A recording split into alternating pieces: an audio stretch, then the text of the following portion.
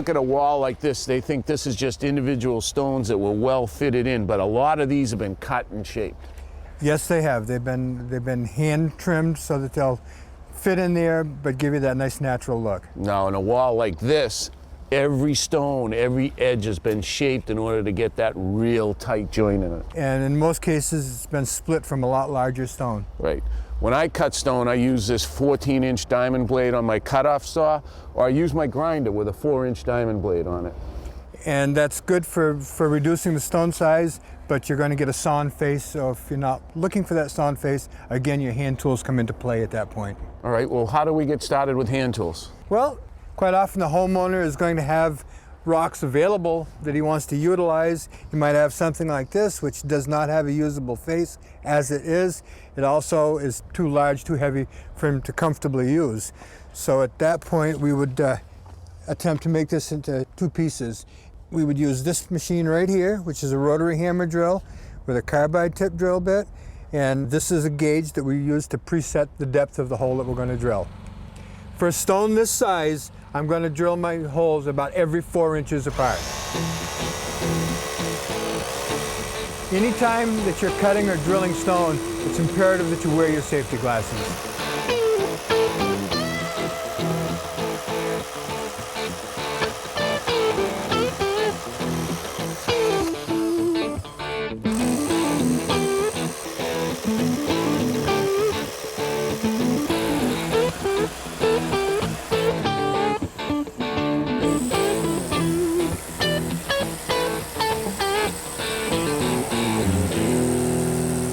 These are the tools that we're going to use to actually break the rock now. They're called wedges and shims, and this is of course the wedge. These are your shims. When you place them in the hole like this, you always make sure that your ears of your shims are pointed in the direction that you want the break to happen. So you put them in snugly.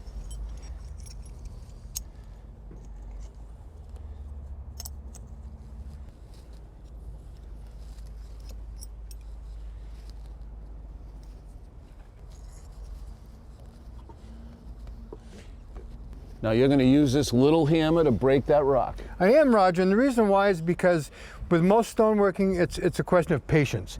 And if you use too heavy of a hammer, you put so much pressure on an individual hole that it will actually blow the top surface of the hole right out, and you lose your push. All right, how do we get started? So you start with number one, and it's just a light tap.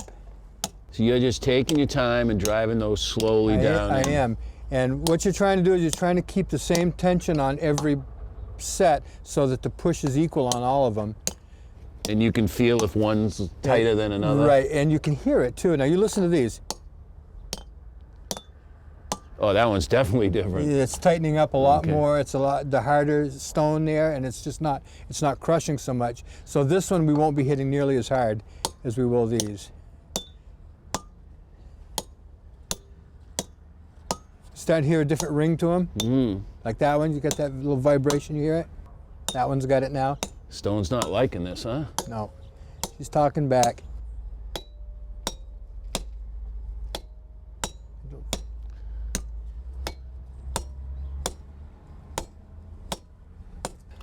Here we go again. I heard a crack then. There it goes. I see it the now. lines? Yep, yep.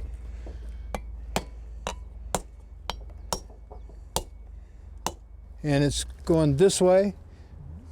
It's following some natural flaws in that stone. You hear it still snicking all its own as it's sitting there.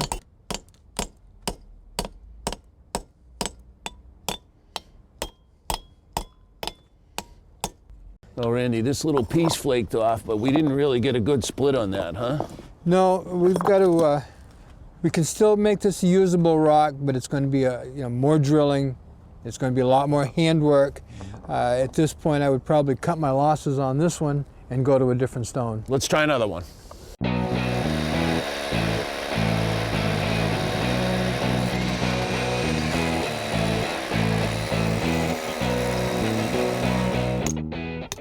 Now we're getting a good crack line all the way across. Almost bottomed out there.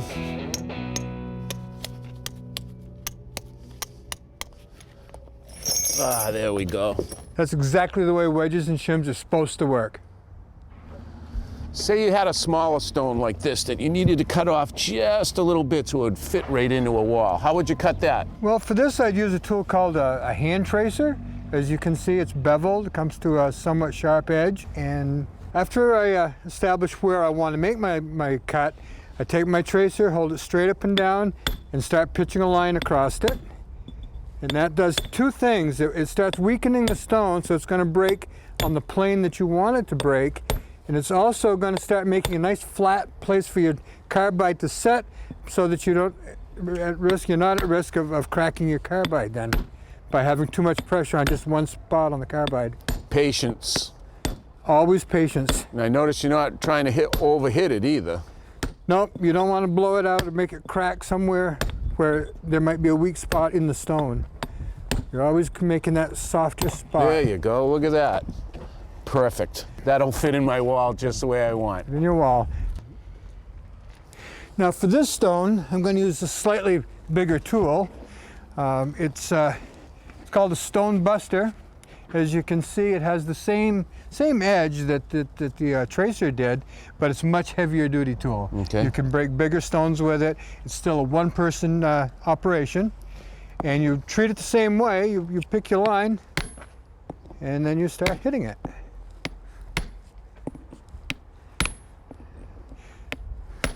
When you get real good, you'll just swing it. I'm not that good yet. Yet?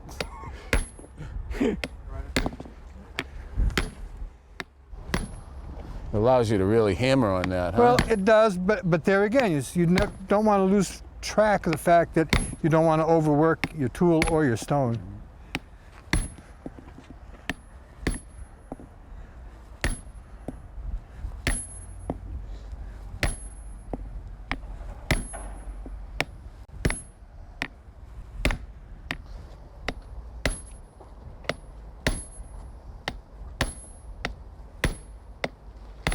Nice. Look at that. Now I can use that on my wall for sure. And with a little trimming, you can square it up. You got two good faces out of one stone.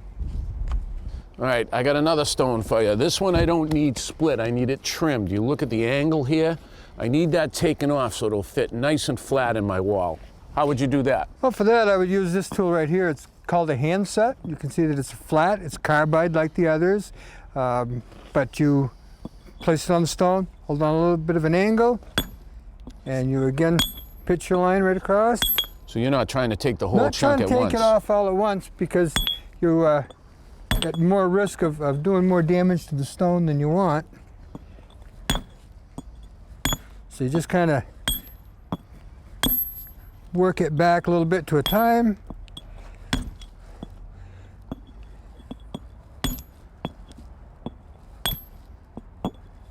Kind of check it every little while to see where you're coming. When you get to the end, sometimes it's good to tip your stone up, and you don't really need to break it, but you get a line in there, so it'll break more to that line. Beautiful. Now that's perfect because I can just set it into the wall just like that, and I got the face I wanted right there. Right.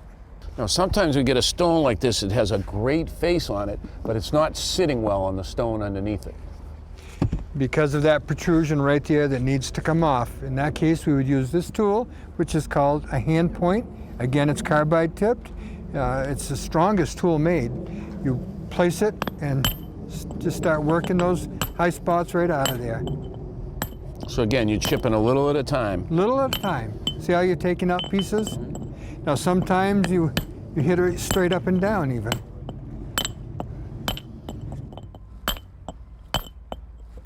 Once you start getting it down to close to where you want it to be, and you're worried about blowing out another big chunk, it's when you go to this bushing hammer, which is a hand point, but as you can see, it's got a coarse side and it's got a fine side. So depending on the finish you want, in this case, you're not leaving an exposed look because it's going to be the bottom. So you just take this and you just keep bringing it right down and blend it right in. I think we're about down to the level you want to be, so let's try it and see. Let me take a look. Yeah, that sits pretty good now. Thank you so much, Randy. You've taught me that with a few simple hand tools, you can cut and shape almost any stone.